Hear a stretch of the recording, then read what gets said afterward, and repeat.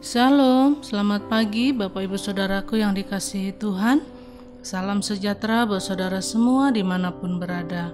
Saya mengajak Bapak Ibu Saudara untuk bersaat teduh dan berdoa dalam renungan penuntun kehidupan setiap hari.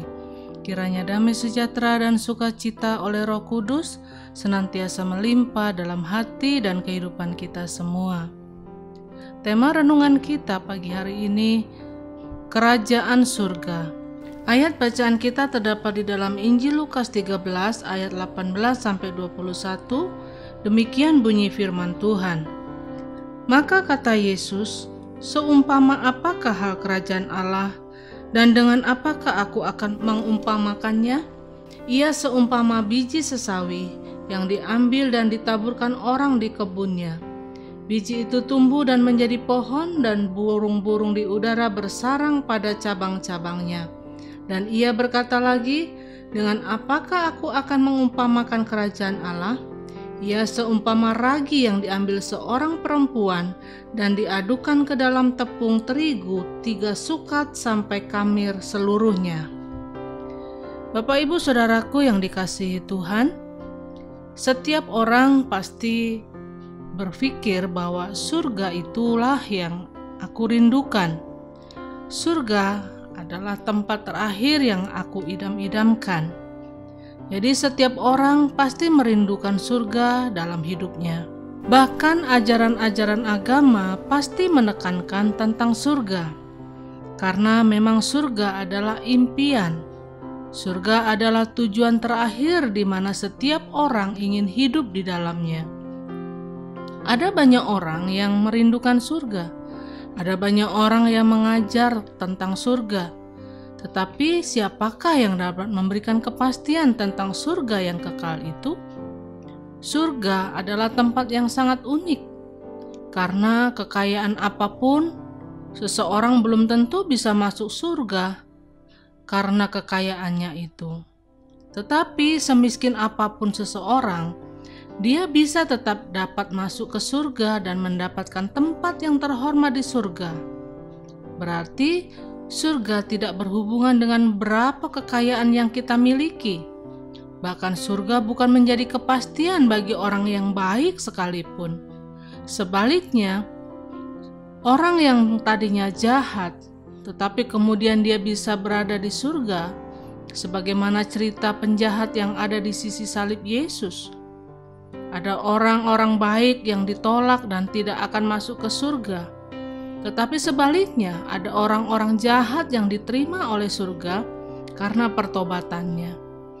Saudaraku yang dikasihi Tuhan, dari ayat-ayat bacaan ini kita bisa melihat apa sebetulnya yang Yesus sedang gambarkan tentang kerajaan surga. Kita pelajari dari ayat bacaan kita hari ini. Yang pertama, kerajaan surga berhubungan dengan pertumbuhan. Artinya, kita tidak bisa terus menjadi bayi rohani. Waktu kita baru bertobat, menerima Yesus sebagai Tuhan dan Juru Selamat, Tuhan menuntut kita untuk terus maju dan terus bertumbuh.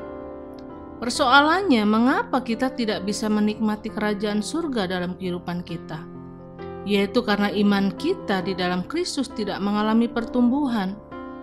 Iman yang kecil dan sederhana, yaitu iman karena kita bertobat dan menerima Yesus sebagai Tuhan dan Juru Selamat. Iman sesederhana itu akan membawa kita sampai ke surga.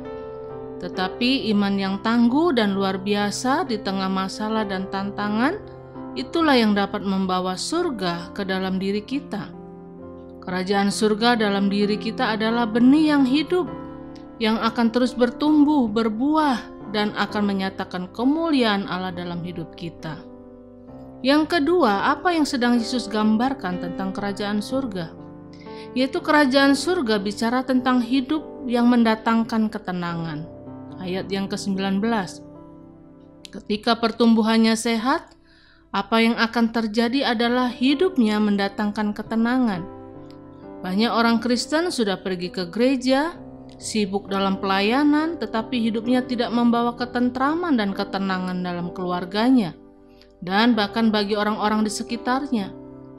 Jika kita menjadi orang percaya yang menerima kerajaan surga dalam hidup kita, maka dimanapun kita ada, kita akan selalu membawa damai, sukacita, dan ketentraman buat banyak orang.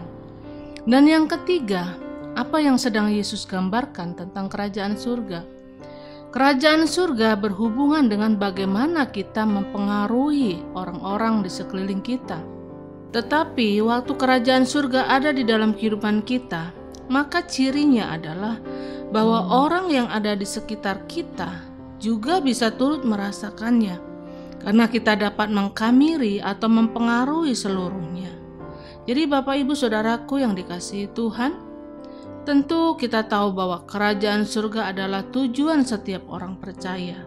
Tetapi tahukah kita bahwa tidak ada seorang pun yang akan bisa sampai ke surga hanya dengan kekayaan, dengan amal, dan dengan segala perbuatan baiknya? Tetapi kita patut bersyukur karena melalui darah yang tercurah oleh anugerah di dalam Yesus Kristus, kita dapat masuk ke dalam kerajaan surga, bahkan kita dapat menghadirkan surga dalam kehidupan kita. Amin. Mari kita berdoa. Bapa, kami bersyukur buat firman-Mu pada pagi hari ini, yang kembali mengingatkan kepada setiap kami bahwa surga bukan hanya tempat yang kami rindukan, tetapi surga sesungguhnya ada di tengah-tengah kehidupan kami. Jika kami boleh mengalami pertumbuhan dalam iman kami boleh memberikan pengaruh yang baik bagi sekeliling kami. Jika kami boleh merasakan bagaimana kehadiran Tuhan dalam kehidupan kami, dan kami boleh mendatangkan damai sejahtera, ketentraman bagi orang-orang di sekitar kami, sesungguhnya itulah surga di dalam kehidupan kami. Terima kasih Tuhan, kalau kami boleh merasakan suasana surga selagi kami ada di dunia ini, karena Engkau senantiasa hadir dalam hidup kami. Terima kasih buat firman-Mu, dan Tuhan terus tuntun kami sepanjang hari ini dengan kuasa Roh-Mu yang kudus. Di dalam nama Tuhan Yesus kami berdoa. Haleluya. Amin. Kiranya berkat yang sempurna dari Allah Bapa kita, kasih karunia dari Tuhan Yesus Kristus, dan persekutuan yang indah dengan Roh Kudus menyertai kita semua dari sekarang ini dan sampai selama-lamanya. Maju terus dalam tuntunan Tuhan, tetap semangat, sampai jumpa esok hari dalam penuntun kehidupan setiap hari, dan Tuhan Yesus memberkati.